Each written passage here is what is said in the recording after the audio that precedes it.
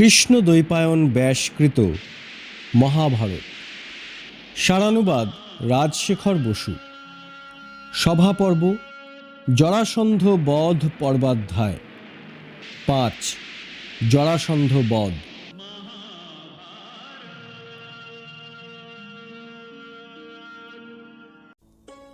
তারপর কৃষ্ণ বললেন, জরাসন্ধের প্রধান দুই সহায় হংস আর ডিম্বক মরেছে, কংসকেও আমি নিহত করেছি। অতএব জরাসন্ধ বধের এই সময়। কিন্তু সুরাসুরও সম্মুখ যুদ্ধে তাকে জয় করতে পারেন না, সেজন্য মল্লযুদ্ধেই তাকে মারতে হবে।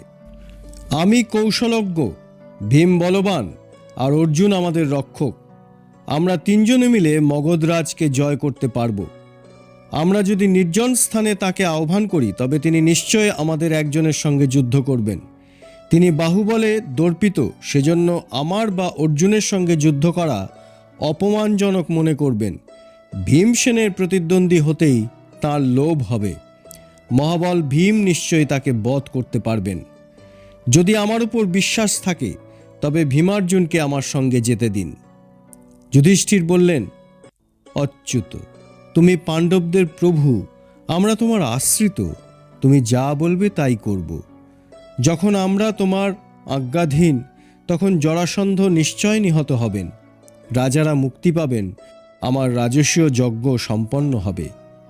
জগন্নাথ, তুমি আমাদের কার্য শীঘ্র নির্বাহের জন্য মনোযোগী হও। কৃষ্ণ বিনা অর্জুন অথবা অর্জুন বিনা কৃষ্ণ থাকতে পারেন না। কৃষ্ণার্জুনের অজেয় কেউ নেই।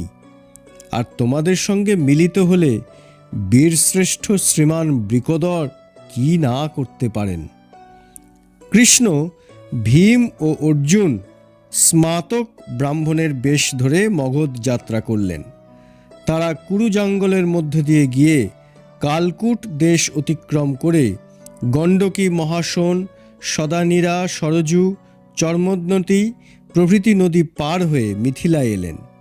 তারপর পূর্বমুখে গঙ্গা ও সোন অতিক্রম করে মগধ দেশে প্রবেশ করলেন এবং গিরিব্রজ নগরের প্রান্তস্থ মনোরম চৈত্যক পর্বতে উপস্থিত হলেন। এই স্থানে রাজা বৃহদ্রথ এক বৃষরূপধারী মাংসাশী দৈত্যকে বধ করেন এবং তার চর্ম আর নাড়ি দিয়ে 3টি ভেড়ি প্রস্তুত করিয়ে স্থাপন করেন। কৃষ্ণ ও ভীমার্জুন সেই ভেড়ি ভেঙে ফেলে পর্বতের এক বিশাল প্রাচীন শৃঙ্গ উৎপাটিত করে নগরে প্রবেশ করলেন। তারা নগরের সমৃদ্ধি দেখতে দেখতে রাজমার্গ দিয়ে চললেন। এক মালাকারের কাছ থেকে মালা আর অঙ্গরাগ কেড়ে নিয়ে তাঁরা নিজেদের বস্ত্র রঞ্জিত করলেন এবং মাল্য ধারণ করে অগুরু চন্দনে চর্চিত হলেন। তারপর জনাকীর্ণ 3টি কক্ষা অতিক্রম করে সগর্বে জরাসন্ধের কাছে এসে বললেন, রাজা, আপনার স্বস্তি ও কুশল হোক। জরাসন্ধ তখন একটি ব্রতচারণের জন্য উপবাসী ছিলেন। তিনি আগন্তুকদের বেশ দেখে বিস্মিত হলেন এবং পাদ্য অর্ঘ্যাদি দিয়ে সম্মান করে বললেন, আপনারা বসুন। 3 জনে উপবিষ্ট হলে জরাসন্ধ বললেন, আপনারা মাল্যধারণ ও চন্দনাদি অনুলেপন করেছেন, রঞ্জিত বস্ত্র পরেছেন, আপনাদের বেশ ব্রাহ্মণের ন্যায়, কিন্তু বাহুতে ধনুর্গুণের আঘাত চিহ্ন দেখছি। সত্য বলুন, আপনারা কে? চৈত্যক পর্বতের শৃঙ্গ ভঙ্গ করে ছদ্মবেশে অদ্বার দিয়ে কেন এসেছেন? আমি যথাবিধি অর্ঘ্যাদি উপহার দিয়েছি, কিন্তু আপনারা তা নিলেন না কেন? স্নিগ্ধ গম্ভীর কণ্ঠে কৃষ্ণ উত্তর দিলেন, রাজা, ব্রাহ্মণ, ক্ষত্রিয়, বৈশ্য 3 জাতি স্নাতকের ব্রত নিয়ে মাল্যাদি ধারণ করতে পারে। আমরা ক্ষত্রিয়, সেজন্য আমাদের বাল্যকাল বেশি নেই। যদি চান তো বাহুবল দেখাতে পারি। বুদ্ধিমান লোকে অদ্বার দিয়ে শত্রুর গৃহে এবং দ্বার দিয়ে মিত্রের গৃহে যায়। আমরা কোনো প্রয়োজনে এখানে এসেছি, আপনি আমাদের শত্রু, সেজন্য আপনার প্রদত্ত অর্ঘ্য আমরা নিতে পারি না। জরাসন্ধ বললেন, আপনাদের সঙ্গে কখনো শত্রুতা করেছি বলে তো মনে পড়ে না। আমি নিরপরাধ, তবে আমাকে শত্রু বলছেন কেন? কৃষ্ণ উত্তর দিলেন, ক্ষত্রিয় কুলের নেতৃস্থানীয় কোনো এক ব্যক্তির আদেশে আমরা তোমাকে শাসন করতে এসেছি। তুমি বহু ক্ষত্রিয়কে অবরুদ্ধ করে রেখেছ, সৎ স্বভাব রাজগণকে রুদ্রের নিকট বলি দেবার সংকল্প করেছ। তোমার এই পাপ কার্য নিবারণ না করলে আমাদেরও পাপ হবে। আমরা ধর্মাচারী, ধর্মরক্ষায় সমর্থ মনুষ্য বলি আমরা কখনো দেখিনি।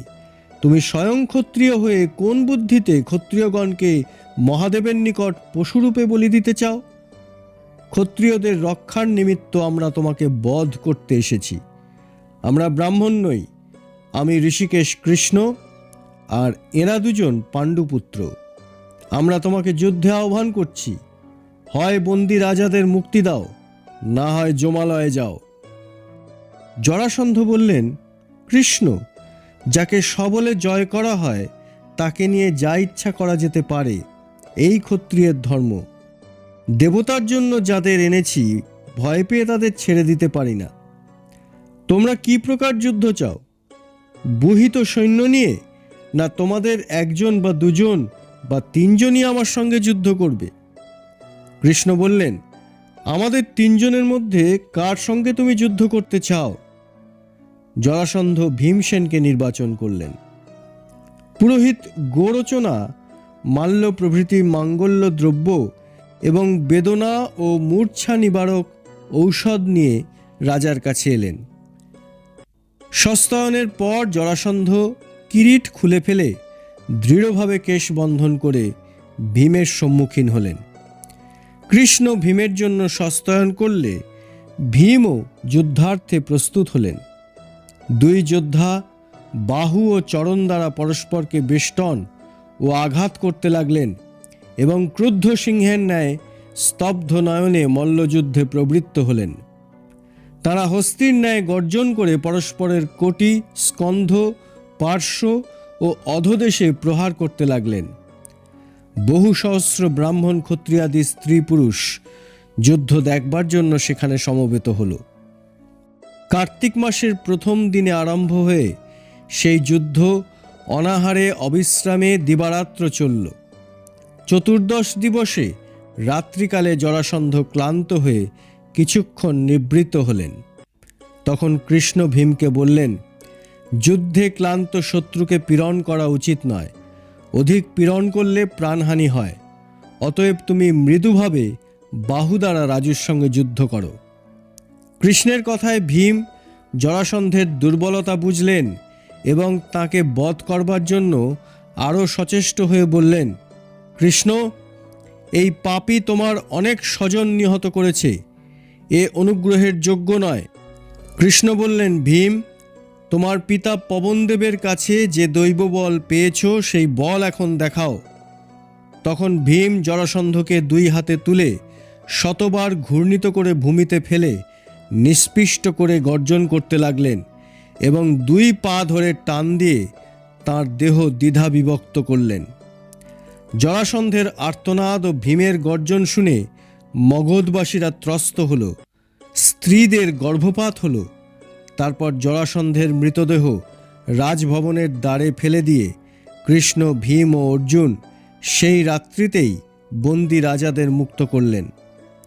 জরাসন্ধের দিব্য রথে রাজাদের তুলে নিয়ে তাঁরা গিরিব্রজ থেকে নিষ্ক্রান্ত হলেন। এই রথ ইন্দ্র উপরিচর বসুকে দিয়েছিলেন। উপরিচরের কাছ থেকে বৃহদ্রথ এবং তারপর জরাসন্ধ পান। কৃষ্ণ গরুড়কে স্মরণ করলে গরুড় সেই রথের ধ্বজে বসলেন। কৃষ্ণ স্বয়ং সারথি হলেন। কারামুক্ত কৃতজ্ঞ রাজারা সবিনয়ে বললেন, দেবকী নন্দন, আমরা প্রণাম করছি, আজ্ঞা করুন আমাদের কি করতে হবে। যে কর্ম মানুষের পক্ষে দুষ্কর তাও আমরা করতে প্রস্তুত। কৃষ্ণ তাঁদের আশ্বস্ত করে বললেন, যুধিষ্ঠির রাজসীয় যজ্ঞ করে সম্রাট হতে ইচ্ছা করেন, আপনারা তাকে সাহায্য করুন। রাজারা সানন্দে সম্মত হলেন। এই সময়ে জরাসন্ধের পুত্র সহদেব তার পুরোহিত অমাত্য ও স্বজনবর্গের সঙ্গে এসে বাসুদেবকে কৃতাঞ্জলি পুটে প্রণাম করলেন। কৃষ্ণ তাকে অভয় দিয়ে তাঁর প্রদত্ত মহার্ঘ রত্নসমূহ নিলেন এবং তাকে মগধের রাজপদে অভিষিক্ত করলেন। অনন্তর কৃষ্ণ ও ভীমার্জুন ইন্দ্রপ্রস্থে ফিরে এসে যুধিষ্ঠিরকে সমস্ত বৃত্তান্ত জানালেন। যুধিষ্ঠির অত্যন্ত আনন্দিত হলেন এবং রাজাদের যথাযোগ্য সম্মান করে তাদের স্বরাজ্যে যেতে আজ্ঞা দিলেন। কৃষ্ণ দ্বারকায় ফিরে গেলেন।